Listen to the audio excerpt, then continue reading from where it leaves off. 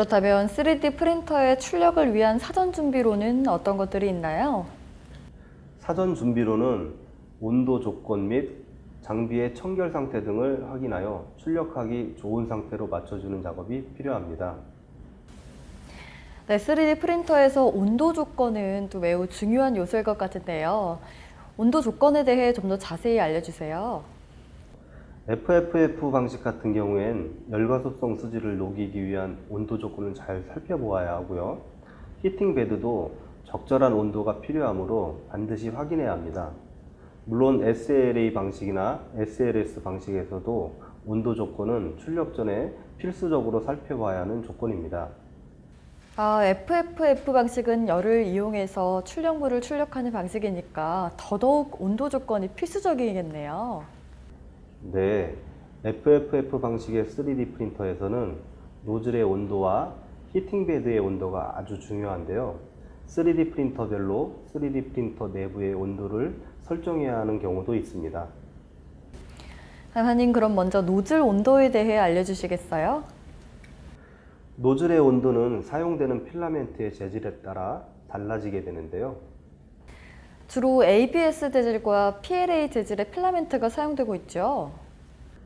네, 그렇지만 필라멘트 재질의 종류는 이 밖에도 굉장히 다양하기 때문에 재질에 맞게 노즐 온도를 설정해야 하는데요.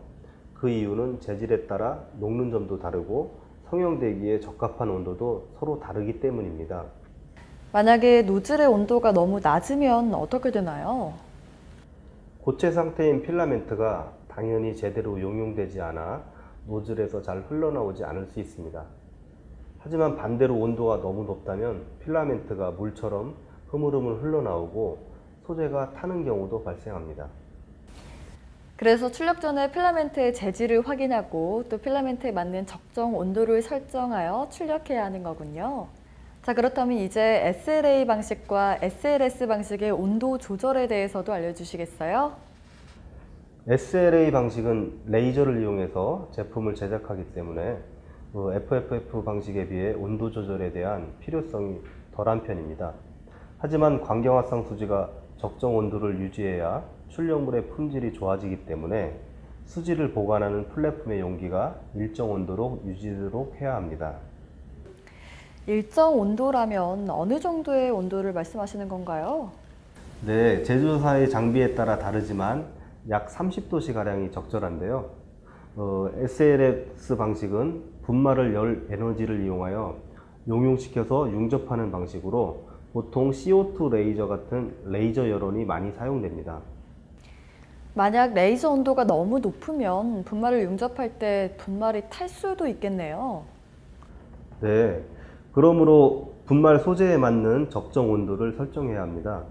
그리고 SLS 방식 3D 프린터는 내부 온도 조절을 위해 적외선 히터가 프린터 내부에 설치된 경우도 있습니다. 또한 레이저에 의해 성형되는 분말 주위뿐만 아니라 다음 층을 성형하기 위해서 준비되는 분말이 채워진 카트리지의 온도를 높이고 유지하기 위해서 베드 위에 위치한 적외선 히터 등을 사용하기도 합니다. 3D 프린터로 출력 전에 프린터 내외부의 청결 상태를 확인하는 것도 출력물을 정상적으로 뽑는데 꼭 필요한 작업일 것 같은데 이에 대해 좀 더 설명해 주시겠어요?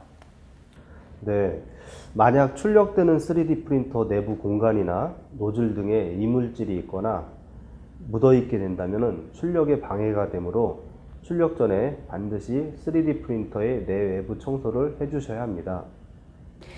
그런데요, 광사님, 주기적인 노즐 청소를 위한 노즐 청소 필라멘트가 또 있다고 하던데 그걸 쓰면 더 편리하지 않을까요? 네, 아무래도 그렇겠죠. 해당 필라멘트를 FFF 방식으로 출력하면 노즐 내부에서 녹아 노즐 안에 남아있는 이물질과 결합해서 같이 출력되기 때문에 노즐 막힘 현상을 방지할 수도 있고 출력물에 대한 정밀도도 향상시킬 수가 있습니다. 그런데 꼭 노즐 청소 필라멘트를 사야 하나요? 노즐 청소 필라멘트를 구입하지 않고 노즐 내부를 청소하는 방법은 없을까요? 이런 경우에는 올리브 오일을 사용하기도 하는데요. 올리브 오일을 한 방울 정도만 사용해도 좀 더 부드러운 출력을 기대할 수 있습니다. 네, 어떻게 사용하는지 사용 방법에 대해서 알려주시겠어요?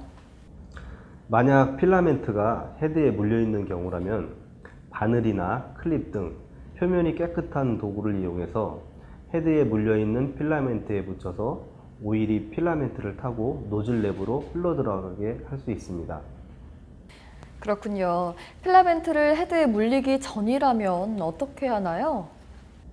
그런 경우에는 필라멘트 끝부분을 올리브 오일에 살짝 담갔다 빼서 필라멘트를 로딩 시켜주면 됩니다. 강사님, 우리가 마지막으로 확인해야 할 출력 조건에는 어떤 것들이 있을까요? 네, 장비의 정밀도 확인과 출력 온도 확인이 있습니다.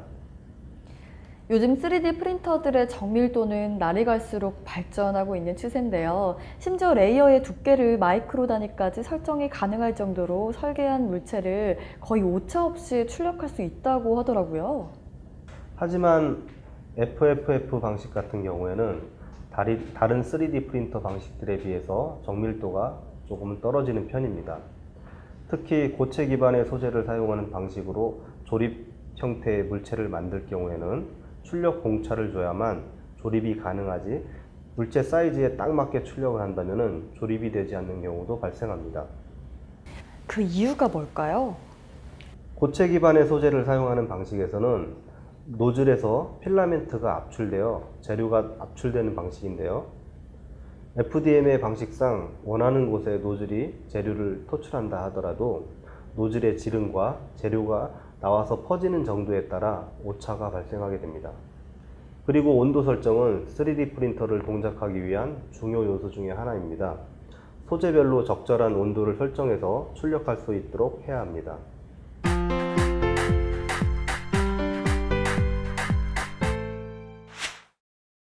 (3D) 프린터 출력에 있어서 정밀도는 실제 사용하는 3D 프린터와는 결과값이 다를 수 있으므로 실제로 측정하여 확인해 보도록 합니다.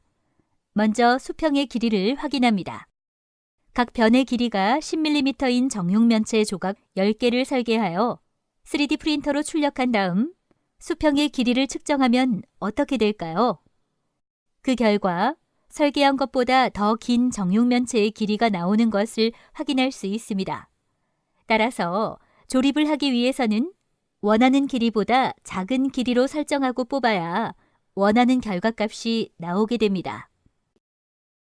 다음은 내부의 폭을 2mm로 지정한 디귿자 형태의 출력물 10개를 출력하여 디귿자를 감싸고 있는 내부의 길이를 측정하여 확인해 보겠습니다. 그 결과 3D 프린터로 출력물을 출력하여 조립을 하게 되면 볼트와 너트처럼 외부 길이와 내부 길이의 공차에 유의해야 함을 알 수 있습니다.